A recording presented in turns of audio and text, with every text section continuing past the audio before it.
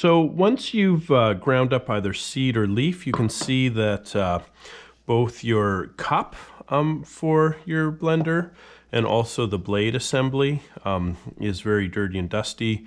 If you were to then go and grind your next sample, you'd have cross-contamination, so you need to clean the blade assembly and the cup.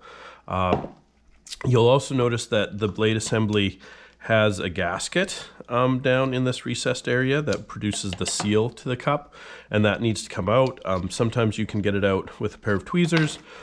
Sometimes you need to knock it a little bit. So in this case, use a soft surface so that you don't damage the blade, and you need to pull out that gasket. So that can actually take a little bit of effort, and you need to get that gasket out of there. There you go. By tapping it, pulling it with tweezers. The gasket gets washed, the blade assembly gets washed, and the cup gets washed.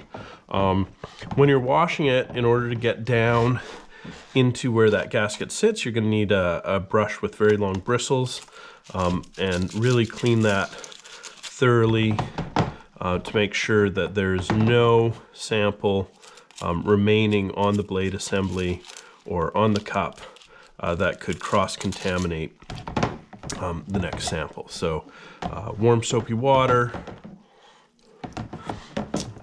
clean that gasket, clean the blade assembly, and then rinse it in clean water. You don't want soap contaminating the sample either. And then that will be put to dry. You can see how the drying before you process your next sample can take quite a bit of time. And so often you'll want multiple blade assemblies and cups in order to ensure that you can be continuously processing samples and not waiting for drying.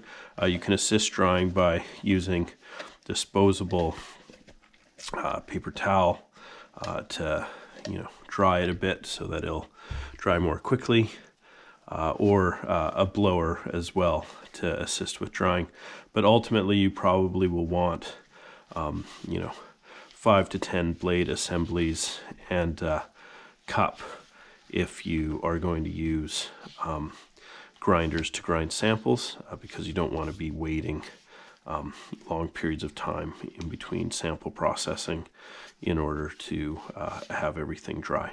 So once it's dry, you'll replace that gasket and then put it back where it is, and this will then be able to be assembled for the next sample.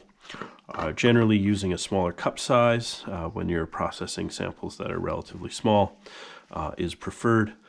There's less space, therefore the sample grinds more quickly and to a better quality, and also there's less surface area to wash and dry.